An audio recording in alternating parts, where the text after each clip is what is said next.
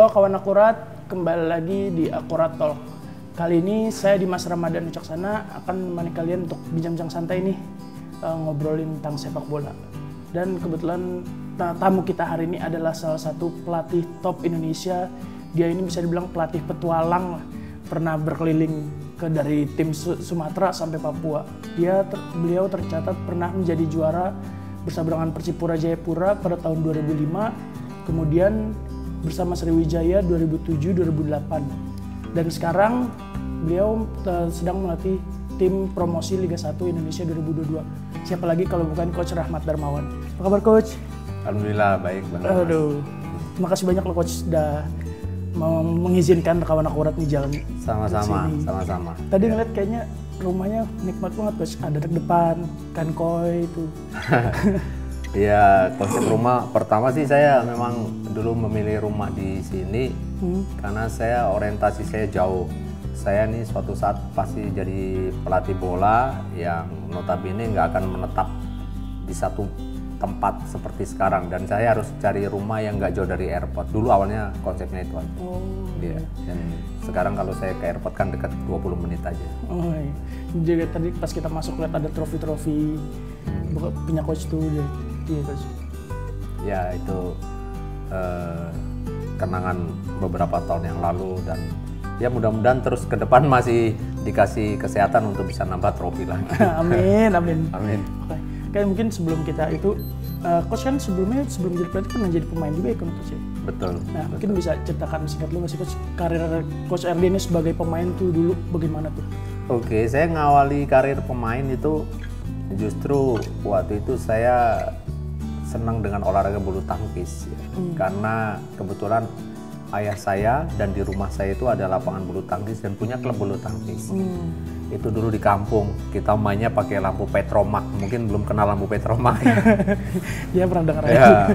Jadi kita main setiap malam di situ sampai saya akhirnya benar-benar serius dengan bulu tangkis sampai kelas 5 SD. Bahkan kejuaraan antar sekolah dasar kalau di situ dulu udah pasti, karena saya latihan rutin gitu. Jadi memang punya prestasi lah. Tapi kemudian saya mulai berubah ketika SD kelas 6 itu mulai yang main bulu tangkis itu jarang anak-anak sebaya saya. Tapi nggak jauh dari rumah saya, agak depan sedikit itu ada lapangan bola, dan setiap sore rame teman-teman sebaya saya semuanya main bola. Akhirnya saya mulai tertarik, dan karena mungkin dasarnya saya sudah terbangun kondisi fisik saya, kemudian dasar olahraga sudah saya dapatkan dari permainan bulu tangkis, walaupun beda ini dengan tangan dan itu dengan kaki, tapi secara mungkin fisik kemudian mental bertanding sebagai seorang bulu tangkis, akhirnya bisa dengan mudah saya belajar sepak bola. Nah kemudian SMP, di SMP itu pun saya sudah mulai masuk tim senior di kampung. Nah padahal usia saya masih SMP kelas 2, dan saya ingat pertama kali saya harus merelakan patah tangan saya yang kiri ini karena saya masih SMP. Saya memperkuat kesebelasan STM waktu itu, saya di Bon untuk satu STM perintis di Lampung Tengah untuk main, dan saya kena. Tapi itu tidak menutup minat saya untuk jadi pesepak bola. Saya belajar terus sampai suatu hari saya ditolak masuk klub Metro Putra, saya ingat. Karena kenapa? Lari saya katanya X, karena kaki saya ini kan bentuknya ada sedikit ekstrim X ya. Jadi larinya kayak bebek katanya. Tapi itu justru nggak tahu kenapa itu membuat saya marah, tapi marahnya saya positif. Waktu itu saya nonton satu bentuk latihan di TV, di televisi Republik Indonesia. Dulu satu-satunya stasiun TV itu kan TVRI itu yang ada di kampung. Ya udah saya nonton. Waktu itu Simon Tahamata itu pemain yang jadi idola banyak orang Indonesia, karena dia pemain Indonesia keturunan Indonesia yang main untuk tim nasional Belanda. Dan itu main top. Nah, saya ikut metode latihan dia, latihannya lucu-lucu. Nah salah satunya adalah dia latihan lari itu dan menggunakan ban. Saya ikuti, saya merubah lari saya dengan latihan ban. Itu saya lakukan setiap hari pulang sekolah. Saya pulang sekolah siang jam 12, saya jam 1 sudah di lapangan. Terus saya setiap hari sampai akhirnya kemudian someday saya masuk klub kompetitornya, klub yang nolak saya. Saya bertanding dengan dia dan saya bikin 3 gol ke gawang yang tadinya klub nolak saya itu. Jadi itu akhirnya dari situ saya terpilih ikut tim PON Lampung. tim PON Lampung. Nah akhirnya saya serius nih gitu memperkuat tim PON Lampung sampai akhirnya terpilih satu-satunya dari Kabupaten Lampung Tengah yang masuk tim PON Lampung itu kebetulan saya. Umur saya waktu itu baru 18 tahun. Akhirnya saya masuk tim PON Lampung, berangkat ke Jakarta ikut kejuaraan Pekan Olahraga Nasional ya. Dan akhirnya saya dapat prestasi lumayan waktu itu sehingga saya kemudian terdeteksi lah ya oleh tim scouting dari timnas waktu itu masuk PSSI Garuda 1 Samu Halilintar. Nah saya dipanggil untuk berangkat ke Jakarta, tapi di dalam proses saya TC itu kebetulan saya ikut tes si Penmaru. Waktu TC-nya kita kebetulan di Jakarta, saya ikut tes si Penmaru dulu, seleksi penerimaan mahasiswa baru. Nah saya ikut, tapi begitu pas saya pulang ke Lampung, saya balik mau timnas Garuda, sampai Jakarta timnas Garuda bubar. Garuda 1 bubar. Semua pemainnya disalurkan ke bank-bank yang berminat untuk menampung mereka, dan mereka akhirnya bermain di Galakarya dan Perserikatan. Nah akhirnya saya ditampung di PPLM, Pusat Pelatihan Mahasiswa. Ya waktu itu saya bergabung dengan beberapa alumni dari Ragunan ya, dengan Tias Tono Taufik, kemudian dengan Zainal Asri, Erwin Yoyo dan sebagainya. Nah akhirnya saya di situ dan terpanggil PSSI Junior. Nah mulailah karir saya di PSSI Junior, dan saya kebetulan juga di Perserikatan saya main untuk Persija. Kemudian main untuk Persija itu saya dari mulai 86 sampai kemudian 91. Nah 92 saya main untuk satu tim di Malaysia, ya Army Force waktu itu. Saya 1 tahun. Nah ketika saya mau dikontrak tahun berikutnya saya nggak boleh sama pimpinan. Akhirnya saya balik lagi ke Jakarta dan saya bergabung sama Persija. Kemudian saya main untuk Persikota Tangerang sampai saya menjadi pelatih di sana. Tapi dalam kurun waktu tahun 87 saya terpanggil oleh timnas 23 waktu itu. Kemudian 1988 di timnas 23 saya dengan coach Sartono Anwar, Suhatman Imam dan coach Benny Dolo. Kemudian naik ke senior tahun 88-89 bersama Basiska, Om Basri, Om almarhum Iswadi dan Om almarhum Abdul Qadir. Saya masuk di persiapan pra Piala Dunia, kita TC di Belanda dengan di Jerman waktu itu saya ingat. Nah ketika saya masuk dalam level tim nasional senior itu, saya dapat musibah ya di uji coba terakhir di Jerman. Saya cedera kaki saya, lutut kanan saya waktu uji coba terakhir itu tahun Berurding. Momen itu akhirnya mengubur impian saya untuk main di tim senior tahun itu, tahun 89.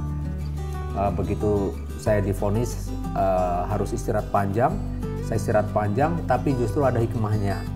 Kuliah saya yang selama ini terbengkalai karena TC di sana, TC di sini bersama tim nasional dan aktif di Persija. Akhirnya saya seriusin 1 tahun itu saya kejar akhirnya alhamdulillah tahun 89, 90 dan saya selesai 90 akhir. Ya, S1 saya selesai di Fakultas Pendidikan Olahraga di UNJ. Kemudian akhirnya saya bisa main bola lagi. Kebetulan kaki saya juga sembuh. Nah, pada saat itu ada tawaran untuk saya untuk mau nggak masuk PS Abri. Karena waktu itu ada rencana di era Pak Mangindaan sebagai ketua PS Abri. PS Abri ini mau ikut tim Galatama, mau bangun tim untuk masuk klub Galatama. Karena dulu ada di Indonesia ada istilah di PSSI ada istilah PPSN, Pola Pembangunan Sepak Bola Nasional. Itu yang bertumbuk pada 3 elemen. Pertama Perserikatan, kedua Galatama, yang ketiga PS Abri. Nah dari PS Abri inilah diharapkan waktu itu bisa memasok pemain-pemain untuk tim nasional. Nah akhirnya saya bergabung dengan PS Abri dan saya menjadi prajurit Abri ya. Waktu itu masih Abri belum TNI.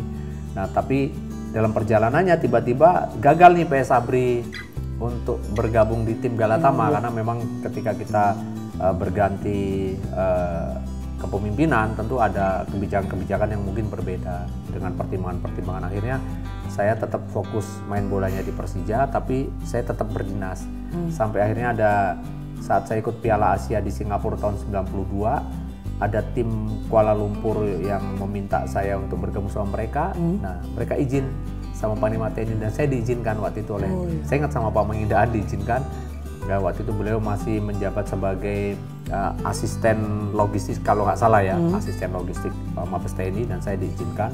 Akhirnya saya berangkat ke Malaysia 1 tahun.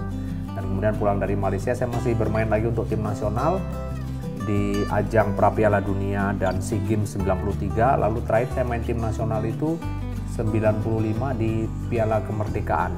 Nah, itu persiapan untuk Asian Games. Saya berada di tim nasional PSSI Garuda, di bawah coach Anatoli Polusi. Dan kemudian di satu tim lagi ada PSSI Harimau, waktu itu kita dibagi jadi 2. Nah, tapi akhirnya tim kami gagal untuk berangkat Asian Games. Ya, jadi kemudian yang menghentikan saya dari aktivitas sepak bola adalah pada tahun 97 saya harus menderita cedera lagi lutut yang kiri. Kalau dulu lutut kanan ketika bersama timnas dengan Persikota saya cedera tahun 87 itu. 97. Nah, lutut kiri, sehingga total saya nggak bisa main. Akhirnya saya meneruskan karir saya sebagai pelan-pelan sebagai pelatih, karena memang saya kuliah di Fakultas Olahraga, jurusan saya kepelatihan. Jadi saya meneruskan ilmu pengetahuan saya implementasikan sebagai pelatih di Persikota. Itu cerita panjangnya. Itu tadi kan 97 itu karena cedera lutut kiri ya, Coach? Lutut kiri, nah, betul. Itu kan kalau misalnya sebenarnya kalau dari usia Coach sendiri waktu pensiun sebagai pemain itu kan masih 31 ya? Iya. Maksudnya kalau sekarang mah pemain mungkin masih bisa ya? Iya, betul. Itu apakah emang pemulihannya benar nggak bisa sama sekali atau gimana, Coach? Iya, kalau berdasarkan pengalaman saya yang cedera lutut kanan dulu, praktis 1,5 tahun saya bisa main lagi. Nah, waktu itu saya mencoba untuk saya obati dengan cara saya, karena saya ingat ketika lutut kanan saya cedera, waktu itu saya mau naik meja operasi ada keraguan, karena ada senior saya yang sudah operasi malah justru total dia nggak bisa main lagi. Akhirnya saya mencoba tradisional dan berhasil. Nah, kemudian saya coba lagi nih yang ketika cedera lutut kiri, saya coba untuk berusaha dengan jalan tradisional. Tapi saya tunggu sampai 1 tahun 2 tahun nggak sembuh. Tapi akhirnya saya dapat tawaran untuk udahlah fokus bantu melatih saya. Almarhum Haji Adi Lala waktu itu nyuruh saya fokus bantu saya sebagai asisten pelatih. Karena kebetulan saya yang tadi background saya adalah seorang sarjana. Waktu itu saya punya sertifikat kepelatihan juga. Waktu itu saya punya S3 kalau nggak salah, dulu masih klasifikasi pelatih di Indonesia itu ada S3, S2, S1. Nah, akhirnya saya menjadi asisten sampai saya benar-benar lupa bahwa saya ini masih bisa main gitu. Lupa, akhirnya saya kasihkan jadi pelatih, dan alhamdulillah saya tahun 99 ikut kursus lisensi A. Waktu itu percepatan ya, karena memang kita ada banyak kekurangan pelatih waktu itu, sehingga bisa lompat waktu itu dari C ke A. Akhirnya saya ikut, dan pada waktu itu sebagai observer sebetulnya. Saya hanya sebagai observer dengan Safruddin Fabanyu berdua. Nah, tiba-tiba pada saat kursus itu ada 2 yang mundur. Sehingga saya Om Muhammad Basri mundur, dengan satunya saya lupa. Nah, akhirnya kekurangan nih peserta. Jadi kami yang observer itu dinaikkan jadi peserta, dicoba terus sampai ujian. Alhamdulillah pada saat ujian dilaksanakan di lisensi A itu, kami masuk 3 besar, sehingga akhirnya ijazah diberikan kepada kami. Jadi itu sesuatu anugerah yang di luar rencana ya. Akhirnya AFC memberikan sertifikat kepada kami karena kami mengikuti proses dari awal sampai akhir, sampai ujian, praktek dan teori, kami lulus. Akhirnya saya mendapatkan lisensi A, dan kemudian saya teruskan 2 tahun kemudian ngambil international license di Jerman. Kemudian terakhir saya kemarin ikut pro diploma AFC, baru tahun 2020 kemarin. Oh, baru kemarin. Iya. Terus kalau misalkan kita flashback ke waktu pas masih jadi pemain, kan Coach kalau nggak salah itu jadi marinir ya? Dan tentara dari tahun 91 ya? Nah itu kan sebagai pemain dan marinir juga maksudnya tanggung jawabnya sama-sama besar. Nah dari Coach sendiri, bagaimana Coach membagi fokusnya itu maksudnya menjalaninya gitu bersamaan? Ya, betul. Memang di awal-awal saya menjadi seorang prajurit TNI itu memang ada beberapa hal yang mungkin belum saling mengerti. Pimpinan dengan aktivitas saya sebagai seorang atlet nasional. Tapi sejalan dengan waktu, kemudian pimpinan di kesatuan itu menyadari, oh ternyata anggota kita ini, anggota di Korps Marinir ini ada yang pemain sepak bola nasional gitu. Waktu itu sempat saya dikejutkan dengan begitu saya masuk pertama kali harus berdinas di Ujung Pandang. Penempatan saya pertama Ujung Pandang. Nah, tiba-tiba saya dapat panggilan untuk saya TC PS Abri. Nah, saya nggak sempat untuk pergi ke Ujung Pandang untuk melapor di sana karena Kesatuan Mabes TNI ya sudah memerintahkan saya untuk TC bersama PS Abri di Cilangkap. Nah, saya berangkat pada surat perintah yang lebih tinggi waktu itu Mabes TNI. Nah, dalam prosesnya kemudian kesatuan yang di Ujung Pandang itu melapor ke Mabes AL bahwa ini prajurit atas nama perwira atas nama Rahmat Darmawan kemana kok nggak ada gitu. Akhirnya saya dicari oleh Provos, ditelusuri, saya ikut PS Abri sehingga akhirnya kemudian saya disuruh kembali untuk lapor di Mabes TNI AL dan saya lakukan lagi mengulang. Akhirnya saya dimutasi, tidak jadi ke Ujung Pandang, tapi saya ditaruh di Pangkalan Marinir Jakarta. Nah, prosesnya sama. Ketika saya sudah melapor bahwa saya ikut PS Abri, pimpinan di Mabes AL silakan menyuruh saya ke Mabes AL, tapi surat telegram penempatan saya ke Korps Marinir di Kuini Jakarta juga jalan, dan di situ tertulis 1 bulan paling lambat harus melapor. Sementara PS Abri waktu itu TC nggak bisa ditinggal karena kita persiapan ke Malaysia. Itu lebih dari 2 bulan TC. Sehingga kembali saya dicari Provos. Jadi ada miskomunikasi di sana ya. Ada miskomunikasi, tapi itu contoh bahwa di awal-awal memang ada sedikit kendala, tapi setelah mengetahui betul, komandan tahu aktivitas saya, apalagi untuk tim nasional, beliau sangat mensupport. Setiap saya pindah kesatuan pun saya sangat disupport, dan itu yang membuat saya yakin bahwa atlet seperti saya dan tempat saya berdinas di kesatuan saya di Korps Marinir waktu itu sangat dimudahkan dan dibantu. Nah itu Coach jadi marinir itu kan sampai tahun 2015 ya, dan berarti sempat 98 itu kan waktu pas reformasi itu Coach berarti statusnya masih marinir kan Coach? Betul. Nah itu sempat kalau saya dengar kayak Coach pernah terlibat gitu dalam penanganan. Gimana Coach, mungkin bisa ceritakan? Iya, jadi memang waktu itu posisi saya sedang di Jogja. Waktu itu membawa tim Persikota dan kemudian mau ada pertandingan di Jogja Liga 1 waktu itu. Sebelum Persikota masuk divisi utama, saya harus malam itu pulang ke Jakarta. Saya pulang ke Jakarta karena memang ada siaga 1 dan semua prajurit dimanapun berada harus kembali ke kesatuan. Nah, saya kembali ke kesatuan saya, dan saya pun ingat ya detik demi detik bagaimana kejadian pada 98 itu. Kebetulan saya sebelum saya ke kesatuan, saya mampir pulang ke rumah dulu untuk membawa perlengkapan dan sebagainya. Dan saya tahu proses mulai terjadinya kerusuhan di pinggir-pinggir kota sampai saya masuk ke dalam kota, dan sampai saya ada di kesatuan saya untuk melakukan tugas-tugas di sana. Dan itu memang cukup menegangkan ketika itu, karena berbagai isu berseliweran pada saat itu, dan puncaknya adalah malam ketika evakuasi terhadap mahasiswa dari gedung DPR RI, dan waktu itu melibatkan Korps Marinir, dan mahasiswa itu dibawa menuju kampus Unika Atmajaya, Universitas Atmajaya yang dekat Semanggi itu ya. Nah, di situ waktu itu ada beredar kabar yang berseliweran ya, tapi kuncinya bahwa saat itulah saya betul-betul merasakan suasana yang mencekam, dan kita bersiap betul gitu, kita menjaga kesatriaan, dan saya merasakan sekali bagaimana suasana saat itu, dan ya cukup menegangkan, yang pasti cukup menegangkan. Saya nggak bisa banyak cerita terlalu banyak lagi. Berarti itu satu momen yang menurut saya ya excited juga buat saya. Berarti saat itu meninggalkan klub juga ya Mas Musik? Oh iya, bahkan masih main di Jogja kan saya cerita, saya tinggal. Karena itu perintah negara. Oke, Coach terus kan setelah menjadi pelatih itu kan Coach kalau nggak salah dari Persikota itu kan lumayan ya, berapa tahun Coach?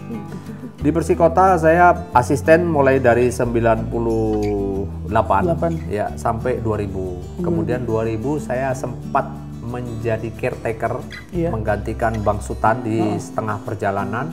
Tapi kemudian 2001 saya menjadi asistennya Heng Wiulem sampai 2002. Kemudian 2003, 2004 saya head coach. Dan kemudian 2004 itu terakhir saya dengan Persikota. Tapi memang waktu itu prestasi Persikota memang fenomenal ya. Makanya dijuluki bayi ajaib. Dan kita posisinya selalu di papan atas ya. Waktu itu di posisi 6, 5 seperti itu. Nah sampai akhirnya kemudian saya 2005 memutuskan hijrah ke Papua. Coach kan pas dari saat Persikota itu kalau nggak salah Anda itu sempat menjadi asisten pelatih timnas ya? Ya. Dengan di bowl sama Ivan Kolev 2002 sama Peter White. Nah itu saya ceritakan Coach gimana tuh masih bisa, tapi kan maksudnya secara kalau mungkin secara pengalaman Coach tadi kan baru sebentar ya? Ya, jadi memang saya tidak tahu juga bahwa akhirnya saya mendapatkan kesempatan dari sekian banyak pelatih untuk menjadi asisten pelatih ketika itu. Apakah dasarnya dari pendidikan kursus yang tadi saya ikuti, saya masuk level 3 besar tadi, tapi kemudian saya memang beruntung ketika itu. Saya begitu 2001 menjadi head coach di Persikota menggantikan Bang Sutan waktu itu sebentar sebagai caretaker. Nah di situ waktu itu memang ya mampu mempertahankan prestasi yang Bang Sutan bangun nih dari bawah. Karena memang sebelumnya Bang Sutan membuat fondasi yang bagus ya, dengan almarhum Andi Lala itu membuat fondasi bagus, sehingga saya tinggal meneruskan proses itu dan nggak menemui kendala yang berarti. Nah sampai akhirnya dari situlah saya dianggap mampu menjadi seorang pelatih dan itu yang mungkin membuat PSSI menunjuk saya menjadi asistennya Ivan Kolev. Nah saya bersama Bang Heri Kiswanto, kemudian Sudarno almarhum, kemudian Bang Mundari Karya, sama satunya saya ingat Jaya Hartono ya. Jadi ada teman-teman pelatih senior semuanya yang sudah hebat-hebat pada saat itu. Ya, saya beruntung dan waktu itu saya memang pelatih paling muda. Ya usia saya menyandang lisensi A waktu itu umurnya baru 30 sekian tahun lah, masih paling muda walaupun kalah dengan Coach Iwan, karena Coach Iwan tuh pelatih A paling muda waktu itu. Nah itu kan dari 2 pelatih asing tuh Coach jadi asisten, ada maksudnya kayak proses transfer ilmu nggak sih mungkin dari mereka tuh sebagai pelatih asing dalam kepelatihan yang mungkin Coach dapatkan gitu? Iya. Ya saya bersyukur bahwa saya pernah bekerja dengan pelatih-pelatih hebat di Indonesia.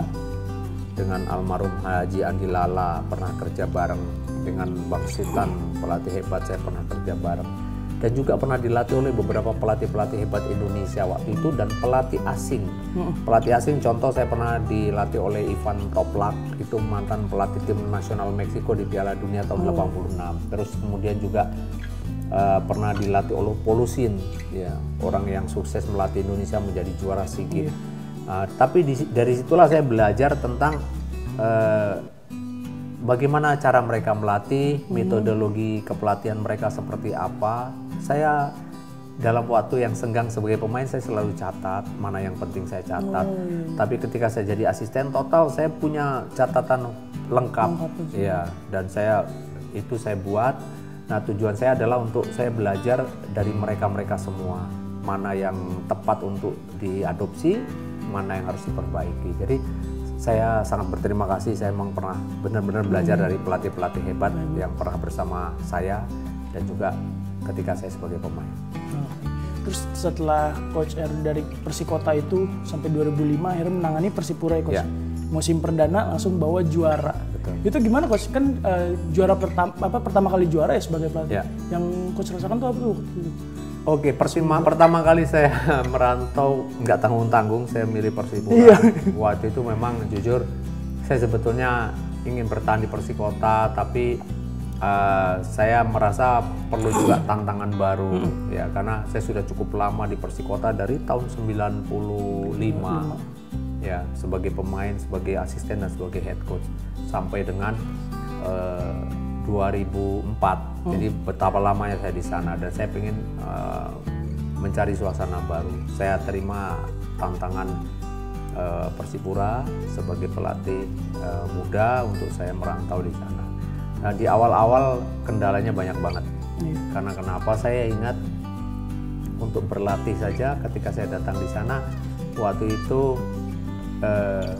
dengan segala keterbatasannya kita harus jujur menyiapkan atau membeli perlengkapan sendiri di Jakarta. Saya bawa ke Papua, kemudian saya reimburse kepada manajemen ya, karena memang ada banyak perlengkapan latihan yang memang waktu itu belum ada gitu ya, sehingga memang dibutuhkan inisiatif dari kita untuk koordinasi dengan manajemen, dan hebatnya manajemen mensupport ya, mendukung kita, dan semuanya setujulah selama metode latihan memang mendukung untuk pengadaan tersebut. Nah, akhirnya apa yang saya inginkan bisa pelan-pelan kita bangun, tapi untuk membangun tim Persipura menjadi kuat waktu itu nggak mudah ya, karena perbedaan karakter, kemudian perbedaan kebiasaan. 3 bulan pertama saya sempat hopeless ya, karena memang ada beberapa treatment yang kita buat itu mental ya, sampai akhirnya masa persiapan sampai dengan kompetisi jalan, sampai dengan pertandingan ke-10 pun prestasi Persipura masih naik turun. Naik turun, menang, kalah, draw, kalah gitu. Nah, akhirnya kita mulai benar-benar bagus itu pertandingan ke-12 ke ke-13. Saya ingat sekali kita terus menanjak performance kita dan gak kalah. Sama sekali tidak kalah, kita menang sampai kita mendapatkan predikat juara wilayah timur waktu itu. Akhirnya kita karena juara wilayah timur, kita ditunjuk sebagai tuan rumah di event 8 besar ya, 4 besar, satu di Papua, yang satunya saya lupa di kota mana. Akhirnya kita menjadi juara lagi, kemudian final di Jakarta ketemu dengan Persija tahun itu. Nah, dan kenapa waktu itu tim begitu sukses? Karena waktu itu beban kepada tim kita tidak terlalu tinggi ya, karena jujur di awal ketika saya bicara dengan manajemen, mereka hanya menargetkan tim saya ini bertahan di divisi utama dan ada di level tengah gitu, di 8 besar lah gitu. Syukur-syukur bisa 8 besar gitu, dan kita bisa 8 besar. Dan waktu itu satu perubahan besar yang juga kita lakukan bersama teman-teman di Papua, termasuk sukses ya, karena saya merekrut ada 11 pemain muda waktu itu dari PON Papua, mulai angkatan Boas pertama kali main, walaupun sebelumnya Boas pernah main bersama Peter Witt di usia 19 sudah dengan tim nasional, tapi itu Liga 1 pertama buat dia. Ada Corinus Finkrio, ada Christian Waroba yang akhirnya terpilih jadi pemain terbaik Liga pada saat itu. Jadi itu kerjasama yang luar biasa, ditambah dengan pemain-pemain senior yang juga menjadi panutan seperti Edward Ifak Dalam, Jack Comboy, ada Marwal Iskandar, ada Jentri Pitoy. Jadi kita kombinasi yang sangat baik dan harmonis. Yang pasti kekuatan kita ada pada membangun dan menciptakan suasana tim yang penuh dengan tanggung jawab tinggi, rasa saling memiliki yang sangat tinggi ketika itu. Jadi memang itu luar biasa di Persipura waktu 2005 itu. Nah ya, jadi coach kan pencapaian luar biasa dengan jadi juara. Terus kenapa gitu? Maksudnya hanya semusim coach, habis itu coach kembali ke Persija ya kalau nggak salah? Iya, betul. Itu ada cerita. Jadi ketika saya di Persipura tahun 2005 itu sebetulnya sebelum berangkat ke Papua, saya itu menghadap pimpinan, ya, Komandan Korps Marinir. Waktu itu saya menghadap, izin komandan, saya ada tawaran melatih di 3 tempat, PSMS Medan, Persegres Gresik, dan satunya Semen Padang. Ya, waktu itu. Nah, kemudian karena jauh, kemudian saran komandan, kamu ke Gresik, gitu. Nah, tiba-tiba saya sudah iya dengan Gresik. Saya sudah pergi ke Gresik, saya sudah ketemu sama Bung Feril Hatu waktu itu sebagai salah satu pengurus. Saya sudah diajak keliling Gresik cari rumah. Ketika pulang dari Gresik, batal nggak jadi karena kemudian Persegres memutuskan memakai Coach Widodo Cahyono Putro. Nah, tahun itu 2005 akhirnya saya bingung. Ini Semen Padang sudah saya tolak, Medan sudah saya tolak, saya milih Gresik. Tahu-tahu Gresik batal di menit terakhir. Nah, waktu itu pilihan saya sulit. Akhirnya saya terima tawaran Persipura waktu itu. Ya, Persipura saya terima. Dan saya waktu itu mau melaporkan komandan tidak ada di tempat karena kenapa? Waktu itu sedang ada tsunami di Aceh. Beliau jadi Panglima Pemulihan Aceh. Kebetulan beliau itu komandan saya itu asli orang Aceh. Ya, akhirnya beliau ada di sana terus. Akhirnya saya putuskan koordinasi dengan dan Denma untuk saya berangkat dulu ke Papua. Nah, akhirnya berangkatlah saya ke Papua. Nah, ketika selesai di waktu senggang beliau itu nonton TV, itu ngelihat pertandingan Persipura lawan Pelita KS, itu saya memperkuat Persipura. Komandan kaget, loh itu Rahmat kok ngelatih Persipura? Panggil dia, gitu. Saya dipanggil provos, saya balik. Jadi saya dianggap tidak mengindahkan perintah pimpinan. Akhirnya saya diproses, saya mendapat kalau di Angkatan Laut itu dapat ares ringan namanya, ya saya dianggap di bawah desersi lah ya, saya di sanksi penundaan kenaikan pangkat 1 periode dan hukumannya saya harus ada di kesatriaan selama 3 hari 3 malam, jadi penjaranya kesatriaan. Nah itu cerita yang lucu, tapi kemudian karena saya sudah nggak bisa mengelak, saya sudah terikat kontrak dengan Persipura, saya tetap memohon untuk dibantu untuk komunikasi dengan pimpinan. Akhirnya dan Denma yang kebetulan waktu itu dijabat oleh teman dekat saya, ada Letkol Bambang Sutrisno, sekarang Maijen Bambang Sutrisno, itu membantu sekali saya. Akhirnya bisa komunikasi lagi dengan Dan Kormar dan saya boleh berangkat ke Papua. Dan akhirnya Papua masuk final. Saya pun ingat komandan menyuruh saya pakai topi marinir. Mungkin masih ingat waktu saya juara saya pakai topi marinir. Itu memang perintah dari pimpinan. Oke, saya waktu itu karena memang saya terima kasih sudah diberikan satu kesempatan. Nah, akhirnya saya juara.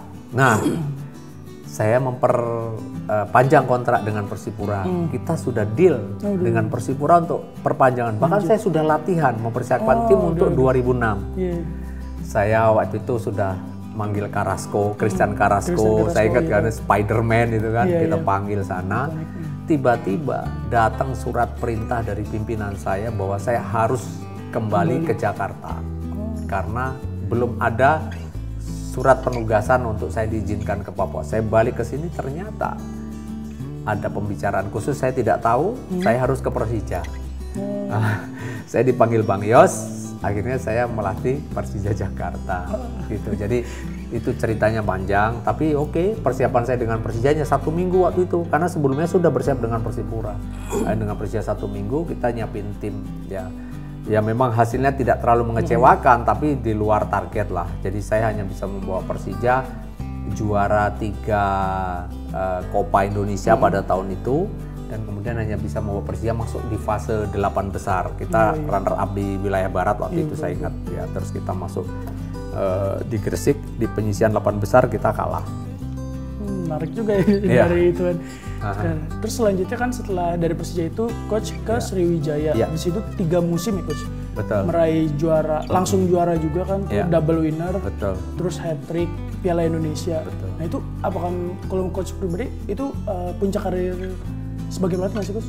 Jadi ceritanya itu masih sebetulnya saya punya kontrak kerja sama Persija itu 2 tahun. Oh. Iya. Oh masih terikat tuh. Masih terikat.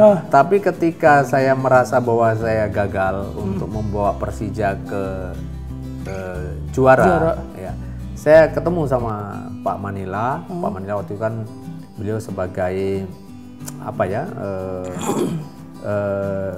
Kalau manajernya Pak Dermawan Edi, Pak Manila waktu itu sebagai Chief the Mission atau saya lupa jabatan beliau, tapi beliau di atas manajer. Saya menghadap Pak Manila karena saya gagal, saya merasa malu. Saya bilang, saya mohon untuk saya tidak meneruskan kerja bersama Persija. Nah, beliau mengizinkan dan bisa mengerti posisi saya waktu itu. Akhirnya, ya sudah. Ini saya hijrah ke Sriwijaya. Nah, Sriwijaya waktu itu mentargetkan ke saya sama. Waktu itu kan akan ada pengurangan jumlah peserta kompetisi, ya. Nah, itu yang akan diambil masuk wilayah menjadi satu wilayah itu nantinya 8 dari wilayah barat, 8 dari wilayah timur. Dan target kitanya lu lolos aja bisa masuk Liga 1. Akhirnya saya terima Sriwijaya dan rekrutmen yang saya lakukan, saya banyak mengumpulkan pemain-pemain lama Sriwijaya dan pemain-pemain senior. Makanya waktu itu di awal-awal saya diprotes tuh karena saya manggil Karis Sulianto, udah tua katanya, terus Isnan Ali, ya, kemudian Renato Elias, ya, itu pemain yang umurnya sudah hampir 40 gitu. Nah, terus akhirnya di awal-awal kompetisi berjalan memang nggak mudah menarik simpati masyarakat Sumatera Selatan yang notabene dia waktu itu memang tidak begitu menggandrungi sepak bola fanatik daerah lain, tidak ya. Tapi ketika di awal pertandingan, di pertandingan ketiga kita mengalahkan Persija, kita mengalahkan Persib, baru penonton habis itu penuh, dan itulah yang membuat tim ini makin percaya diri. Kenapa tim ini waktu itu sukses? Karena persiapan kita cukup matang. Saya mempersiapkan tim itu 3 bulan sebelum kompetisi dimulai, sehingga pengaturan periodisasi latihan bisa berjalan normal, bisa berjalan seperti apa yang kita rencanakan, mulai dari weight training, kemudian endurance training, sampai kemudian kita tactical, sampai uji coba, itu dipenuhi semua oleh pengurus. Kita tur ke Jawa, beberapa turnamen kita ikuti gitu. Jadi runutannya tuh bener lah. Nah, akhirnya tim itu dari awal udah mulai stabil. Ya, ditambah kualitas rekrutmen kita waktu itu bagus ya, karena mendatangkan The Rising Star Jarahan waktu itu masuk ke Ayam Bagam di putaran kedua, jadi makin menambah tim. Ya, ada Obiora, Leng Lulu, jadi memang komplit waktu itu tim itu. Ditambah lokal-lokal yang kemudian punya motivasi tinggi untuk dia bisa naik lagi, seperti Isnan Ali. Karis kan tadinya sudah hilang dari timnas, tapi setelah itu kepanggil lagi timnas. Bahkan Karis menyandang kapten timnas waktu itu setelah dari Sriwijaya juara. Jadi cerita panjang, sebenarnya Sriwijaya targetnya sih hanya 8 besar ya, tapi alhamdulillah kita dikasih rezeki di 2 piala kita rebut tahun yang sama. Dan kalau dibilang apakah itu tahun terbaik buat saya, kalau dari sisi prestasi iya. Tapi kalau kepuasan saya di dalam membangun sebuah tim, kemudian saya membuat game plan yang ideal dengan sebuah tim yang bagus, sebetulnya ketika saya melatih Persebaya, ya sayang tim itu harus akhirnya kalah di 8 besar. Padahal kami sangat yakin tim ini akan menjadi juara waktu itu.